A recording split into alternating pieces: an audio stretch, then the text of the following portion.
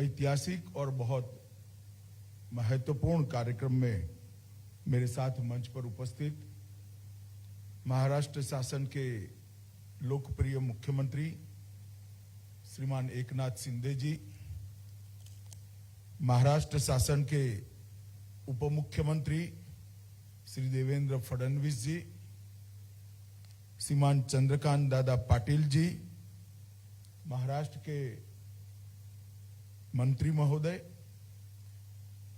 श्री मंगल प्रताप लोढ़ा जी, श्री शिवेंद्र राजे भोसले जी, श्री नाना जाधव जी, श्री जगदीश कदम जी, doctor Praveen जी और आज के कार्यक्रम में आए हुए सभी गणमान्य लोगों को मैं नमस्कार करता हूं, मेरी बात की शुरुआत करता हूं। मित्रों, आज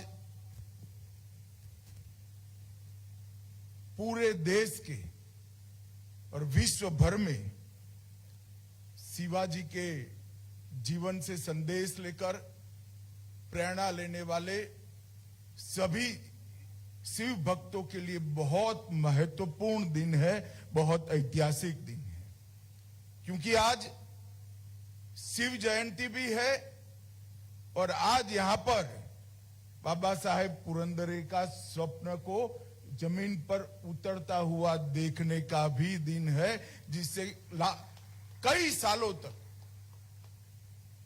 महाराज छत्रपति शिवाजी महाराज के यशोगान को यह भूमि करती रही। और मेरे लिए, मेरे जैसे व्यक्ति के लिए ये सौभाग्य का पल है कि ये ट्रस्ट ने इस महत्वपूर्ण काम के लिए मुझे जुड़ने का मौका दिया और मेरे लिए ये बहुत सौभाग्य की बात है। मित्रों, आज ये कार्यक्रम के लिए इससे अच्छा दिन कोई हो नहीं सकता था। शिव सृष्टि के प्रथम चरण का लोकार्पण कल से सारे लोग इसको देखेंगे और लोकार्पण के लिए शिव जयंती से बड़ा कोई दिन हो नहीं सकता था। आज इस कार्यक्रम की शुरुआत में मैं छत्रपति शिवाजी महाराज को कोटि कोटि प्रणाम कर कर उनके देश के लिए, धर्म के लिए, स्वराज के लिए, स्वभाषा के लिए उनका जो योगदान है उसको भी मैं प्रणाम कर कर, वंदन कर कर मेरी बात की शुरुआत करना चाहता हूं। आज मैं बाबा साहब को भी प्रणाम करना चाहता हूं, क्योंकि मुझे मालूम है बाबा साहब के 100 साल के जीवन में शिवराय के यशोगान के लिए उन्होंने जो पूरा जीवन समर्पित किया, अगर एक व्यक्ति इसी प्रकार से शिवराय के जीवन को समर्पित न होता तो आज शिवाजी महाराज को जानने वालों की संख्या बहुत कम होती। समग्र देश के अंदर घूम घूम कर शिवाजी महाराज के जाने हुए अनजान कई प्रकार के जीवन के प्रसंग को शिव साहिर बाबा साहेब ने जनता के सामने रखा। उनके जीवन के उत्तुंग से उत्तुंग शिखरों से जनता का परिचय कराने का काम बाबा साहेब पुरंदरे ने किया। मैं गुजरात में था, जानता राजा का गुजरात के हर जिले में कार्यक्रम उस वक्त के गुजरात के मुख्यमंत्री और आज देश के प्रधानमंत्री ने बाबा साहब को विनंती कर कर कराया था। उस वक्त मैंने गुजरात के 8 जिलों में जानता राजा के नाटक के साथ में गाया था।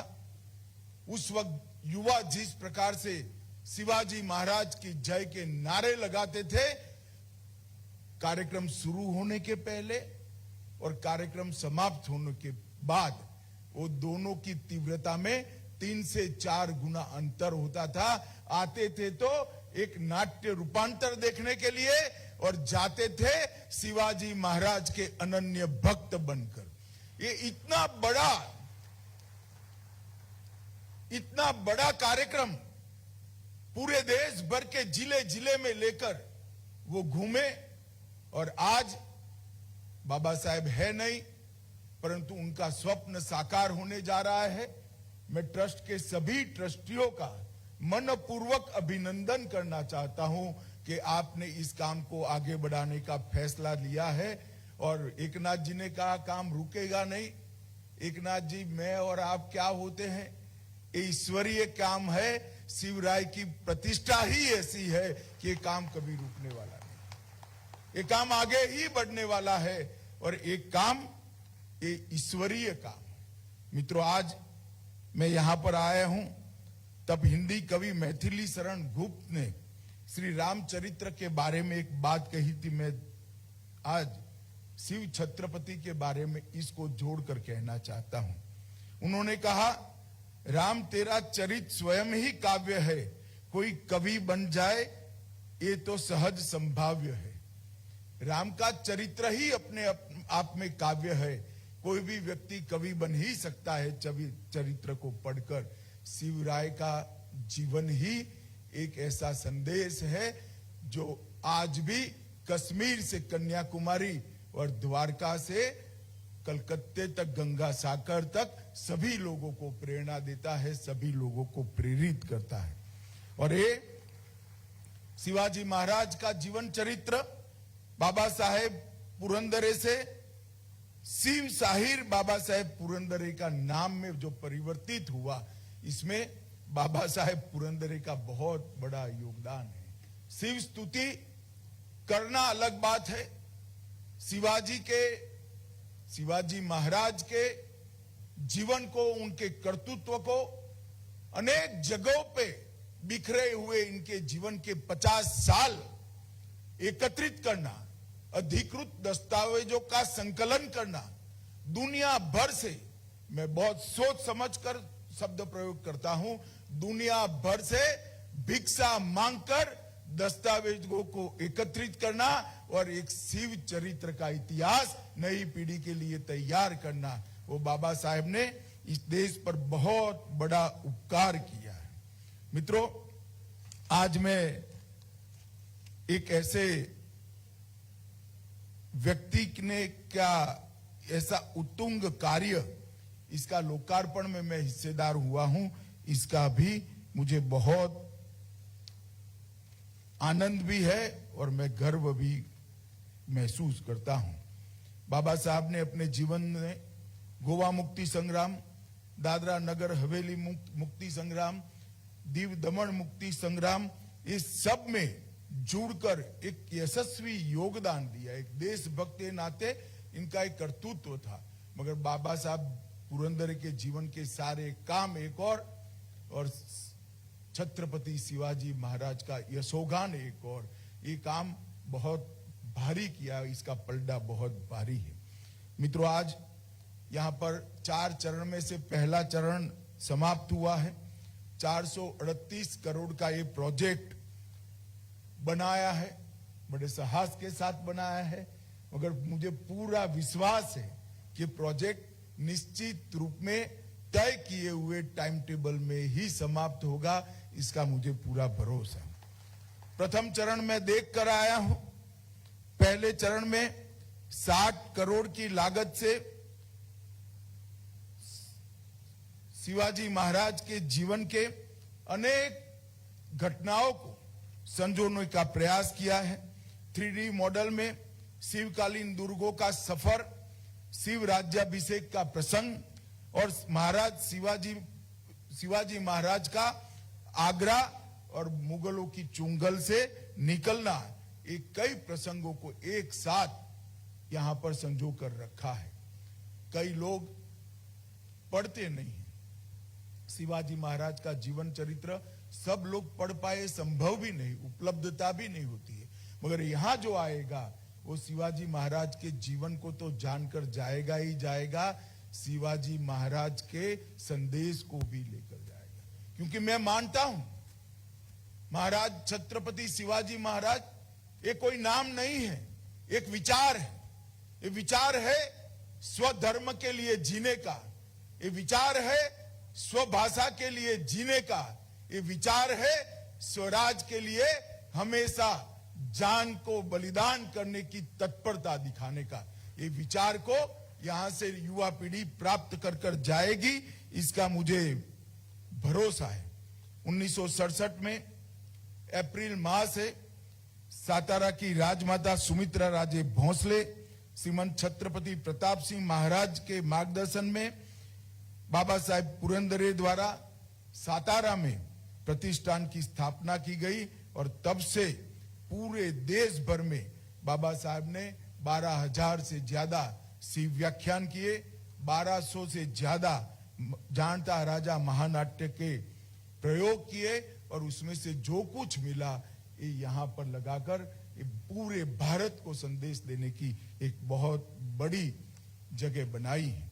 और मैं शायद आया न होता, सुना होता तो मैं मान नहीं सकता था। अंबे गांव में निर्माणाधीन शिव सृष्टि एशिया खंड का निश्चित रूप से सर्वाधिक भव्य ऐतिहासिक थीम पार्क बनने वाला है और वो होना भी चाहिए, क्योंकि ऐसे व्यक्तिमत्व के लिए है जिसको ये सम्मान मिलना चाहिए। और ये ऐतिहासिक थीम पार्क का कंसेप्ट शायद मैं नहीं मानता एशिया में कहीं बहुत जगह पे होगा, परंतु जिस बारीकी से ऐतिहासिक तथ्यों को संजोकर इसकी सत्यता का सत्यापन कर कर यहां पर उसको स्मृति में संजोया गया है, इस 7 अर्थ में बहुत एक प्रकार से बहुत बहुत साधुवाद देने योग्य है। इसलिए मैं सभी ट्रस्टियों को मन से भीड़ से बहुत बहुत साधुवाद देना चाहता हूं। शिव सृष्टि के निर्माण में तंत्र ज्ञान और इतिहास ये दोनों का अद्भुत मिलन देखने को मिलता है। Holography, project mapping, miniatures, motion simulation, 3D और 4D टेक्निक और लाइट एंड साउंड टेक्निक, ये सभी का अद्भुत सम्मिश्रण कर कर इतिहास को जीवित करने का ये प्रयास है। ये प्रयास निश्चित रूप से शिवाजी महाराज के जीवन के संदेश को आज की युवा पीढ़ी तक पहुंचाएगा। न केवल महाराष्ट्र, देश भर के यात्रियों के लिए, देश भर के शिव भक्तों के लिए और दुनिया भर के इतिहास विद्यों के लिए ये स्थान बहुत महत्वपूर्ण स्थान बनने वाला है। मित्रों, आज शिवाजी महाराज की जयंती है। मैं शिवाजी महाराज के लिए बोलना और इतने कम समय में बोलना वो संभव है, मगर शिवाजी महाराज का हमारे देश के इतिहास में एक बहुत बड़ा योगदान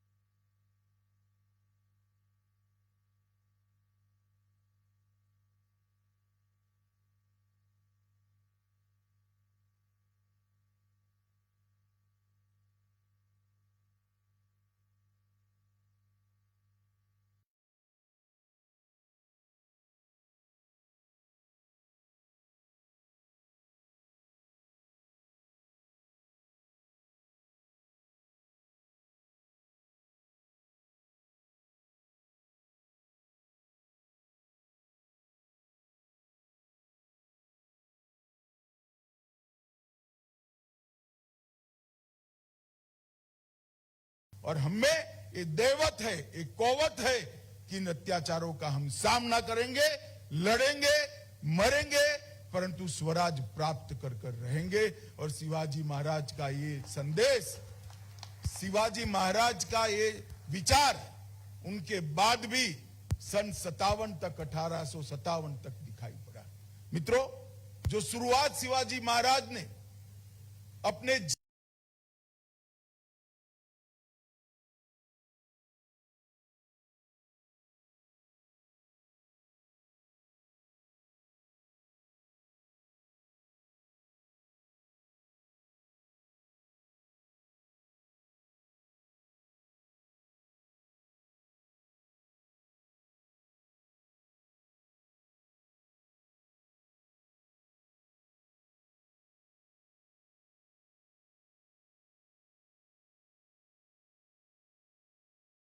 स्वराज को स्थापित कर कर उन्होंने पूरे उस कालखंड की दुनिया में एक संदेश भेजा था कि हिंदुस्तान पर इस प्रकार से कोई अत्याचार नहीं कर सकता, हिंदुस्तान की जनता को आप अपमानित नहीं कर सकते। और हमें ये दैवत है, एक कौवत है कि इन अत्याचारों का हम सामना करेंगे, लड़ेंगे, मरेंगे, परंतु स्वराज प्राप्त कर कर रहेंगे। और सिवाय कोष के विचार उनके बाद भी सन 57 तक, 1857 तक दिखाई पड़ा। मित्रों, जो शुरुआत शिवाजी महाराज ने अपने जीवन में स्वराज की छोटी सी लड़ाई से शुरू की, 50 साल की आयु में एक बहुत बड़ा साम्राज्य बनाने का प्रयास किया, राज्याभिषेक भी हुआ, छत्रपति भी बने, हिंदवी स्वराज की स्थापना भी हुई, परंतु इसका परिणाम आने वाले सालों में क्या है? 1680 के बाद क्या हुआ? 1680 के बाद शिवाजी के विचार की यात्रा रुकी नहीं। 1680 के बाद भी शिवाजी महाराज की यात्रा को आगे बढ़ाते गए। उनके बाद छत्रपति संभाजी महाराज, छत्रपति राजाराम, महारानी ताराबाई, छत्रपति साहू पहले, छत्रपति रामराज, ये परंपरा आगे बढ़ी और पेशवाओं ने भी इस परंपरा को 1713 से लेकर 1818 तक पहुंचाया। और ये जो स्वराज का झंडा था, स्वराज का भगवा ध्वज लेकर यहां से निकली हुई स्वराज की यात्रा अटक से कटक तक और गुजरात से लेकर बंगाल तक पहुंची और समग्र भारत को एक स्वतंत्रता की चेतना देने का काम शिवाजी महाराज के विचार ने किया। मित्रों, बहुत बड़ी कठिन लड़ाई थी और कहीं पर भी इस साम्राज्य विस्तार के लिए नहीं हुई। मैं उदाहरण दे सकता हूं, गुजरात मुगलों के ताबे में था, गुजरात जीता गया, वहां गायकवाड़ को प्रस्तापित किया गया, साथ में ही राजस्थान था, वहां राजपूताना था, वहां कोई नहीं गया। अटक, कटक, बंगाल, ये सभी उस वक्त के मुगल साम्राज्य के हिस्से थे, जिसको शिवाजी महाराज ने शुरू की हुई स्वराज की लड़ाई ने इसको स्वतंत्र करने का काम किया और आगे बढ़ाने का काम किया। मित्रों, मैं आज फिर से एक बार कहता हूं कि उन्होंने चालू की हुई स्वराज की लिए संघर्ष आज भी चालू है। स्वराज, स्वधर्म और स्वभाषा, इस पे लिए उनका आग्रह इतना था कि हर चीज पर ये झलकता था। और शिवाजी महाराज की मुद्रा इसीलिए संस्कृत में बनाई गई और शिवाजी महाराज ने पंचांग शुद्धि के लिए भी ढेर सारे काम किए। स्वराज का मतलब क्या है? सिर्फ शासन बदलना नहीं है। स्वराज का मतलब है अपने विचारों से, अपनी संस्कृति से, अपने खुद के धर्म के आधार पर ये शासन चले। और उन्होंने पंचांग शुद्धि शिवाजी महाराज ने कराई और करण कौस्तुभ संस्कृत ग्रंथ इसके लिए लिखा गया। संभाजी महाराज को भी उन्होंने संस्कृत सिखाने का प्रयास किया। संभाजी महाराज ने भी बुद्ध भूषण नाम का संस्कृत ग्रंथ भी लिखा और सबसे पहले राज्य व्यवहार का कोश, शासकीय भाषा यहां पर बनाने का प्रयास अगर किसी ने किया तो शिव छत्रपति ने किया, 1400 शब्दों का एक कोष, जिसके अंदर पहली बार शासन में न्यायाधीश, सिंहासन, दुर्ग, द्वीप, इस शब्दों की शासकीय व्याख्या करने का काम किया गया।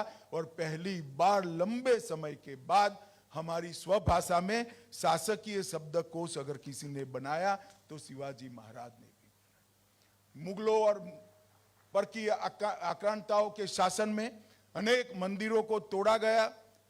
पिछले सप्ताह ही प्रमोद सावंत जी ने गोवा में सप्तकोटेश्वर मंदिर का पुनर्निर्माण किया। वो सप्तकोटेश्वर मंदिर को शिवाजी महाराज ने ही उसको पुनर्निर्माण किया था। आज उसका फिर से जीर्णोद्धार हुआ है। इसी तरह से दक्षिण के दिग्विजय के प्रवास में तिरुवन्नमलाई में अरुणाचल शिव मंदिर का भी जीर्णोद्धार किया गया।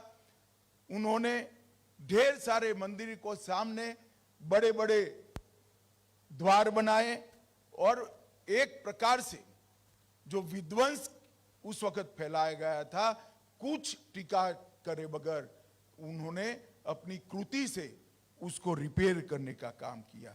और शिवाजी महाराज से लेकर बाजीराव, नाना साहेब, माधवराव और अंत में पुण्य श्लोक अहल्याबाई, ये परंपरा चालू रही और ढेर सारे मंदिरों की पुनर्निर्मिति की यात्रा शुरू हुई। वो पुनर्निर्मिति भी शिवाजी महाराज ने शुरू की थी और आज हमारे देश के प्रधानमंत्री भी इसको आगे बढ़ा रहे हैं। प्रभु श्री राम का मंदिर भी बन रहा है, काशी विश्वनाथ का कॉरिडोर भी बना है, सोमनाथ भी सोने का हो रहा है और कई सारे मंदिरों का उद्धार करने का काम भारतीय जनता पार्टी की सरकार और हमारे प्रधानमंत्री कर रहे हैं।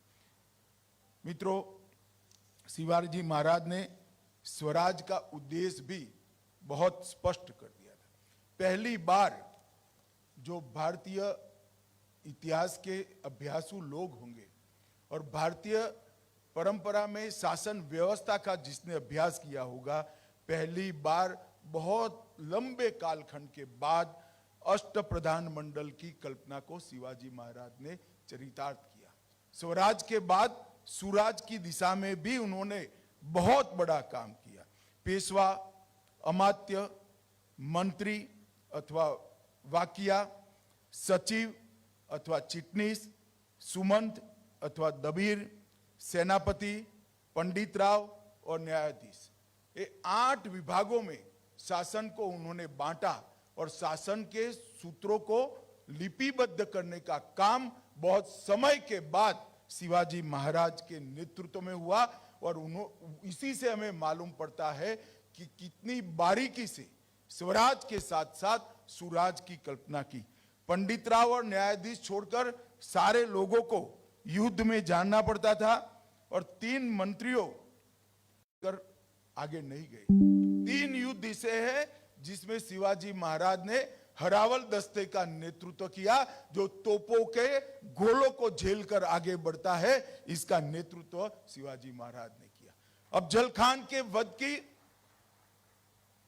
कहानी जो कोई भी समझेगा, सुनेगा और उसका विश्लेषण करेगा, उसको मालूम पड़ेगा 1 कोटि सिंह जैसा कलेजा शिवाजी महाराज के दिल में था। इतना अद्भुत साहस किसी भी राजा में नहीं हो सकता। शाहिस्ता खान की घटना भी पूरी मुगल फौज पड़ी हो और लाल महल से उसको भगाने की बात हो, बाजी प्रभु देश पांडे वाला वो महान एस्केप, इसको भी हम आदिल शाह ने सिद्दी जौहर को जब भेजा, उसका अध्ययन करते हैं तो ये तो सफलता मिल गई।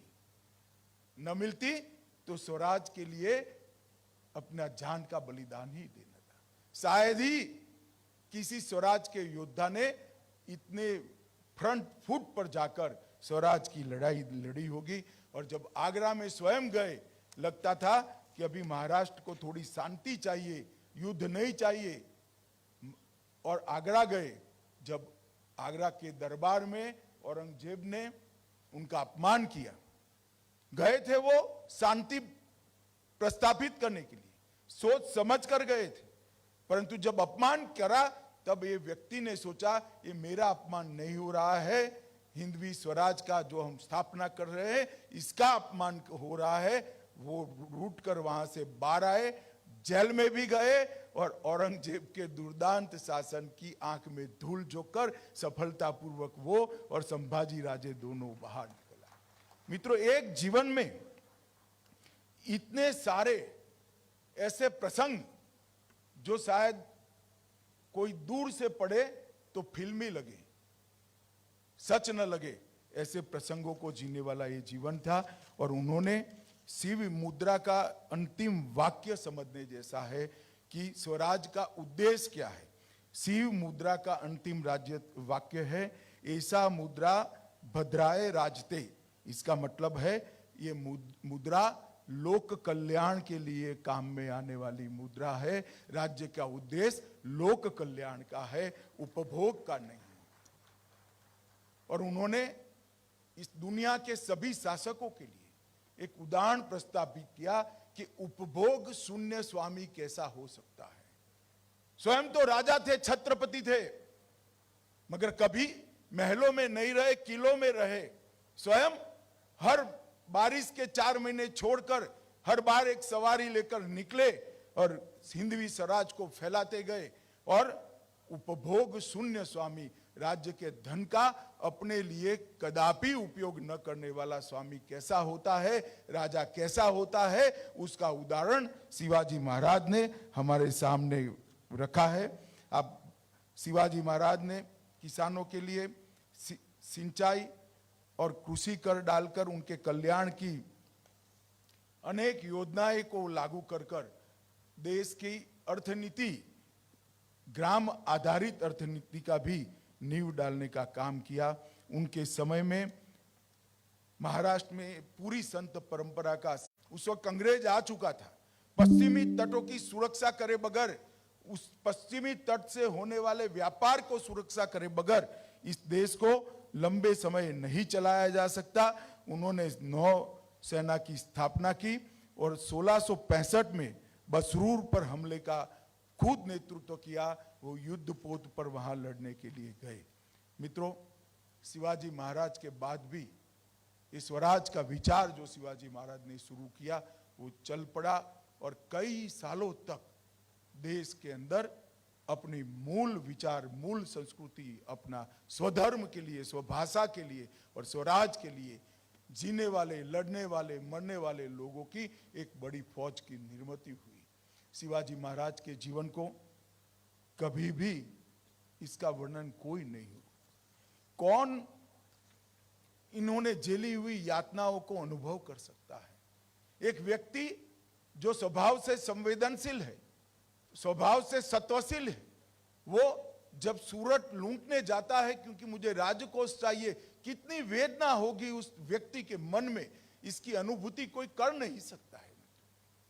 एक व्यक्ति जब इसके एक के बाद एक साथी मुगलों के सामने लड़ते लड़ते न्यौछावर हो गए, कितनी वेदना वो व्यक्ति के मन में पड़ी होगी कोई जान नहीं सकता।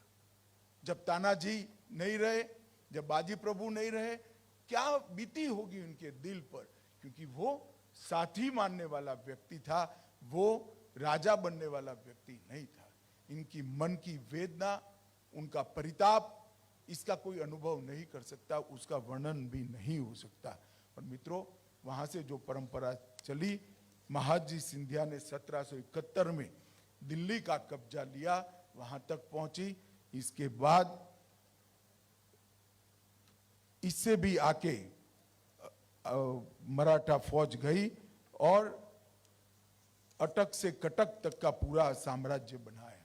आज शिव जयंती के मौके पर यहाँ पर एक भव्य शिव सृष्टि के निर्माण के पहले चरण का समापन हुआ है। 4 चरण जब समाप्त हो जाएंगे, ये शिव सृष्टि शिवराय की गाथा को बड़े गौरव के साथ समग्र विश्व के सामने रखेगी। और वो वहां से सिर्फ एक ऐतिहासिक सत्य के रूप में नहीं जाएगा, शिवाजी विचार के, शिवाजी, मैं फिर से कह देता हूं, शिव छत्रपति का जीवन एक राजा का जीवन नहीं है, एक विचार है। और ये विचार को मानने वाले अनेक लोगों को ये शिव सृष्टि आगे बढ़ाएगी, कई लोग उसमें जुड़ेंगे और ये यात्रा भारत को परम वैभव पर पहुंचाने की यात्रा बन जाएगी। जो आज मोदी जी के नेतृत्व में आजादी के अमृत महोत्सव में मोदी जी ने हमारे सामने लक्ष्य रखा है, जब आजादी की शताब्दी मनाई जाएगी तो विश्व में हर एक क्षेत्र में भारत सर्वप्रथम होगा, परम वैभव के स्थान पर होगा। वो भारत की निर्मित करने वाले कई योद्धा यहाँ से निकलेंगे, इसकी मुझे श्रद्धा है।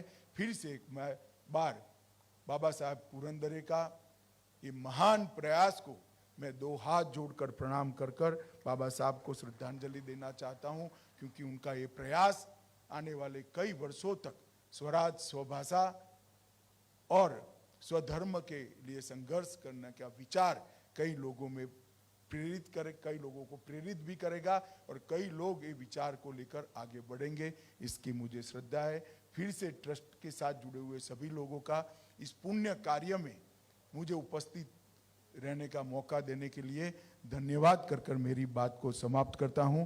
भारत माता की जय, वंदे मातरम।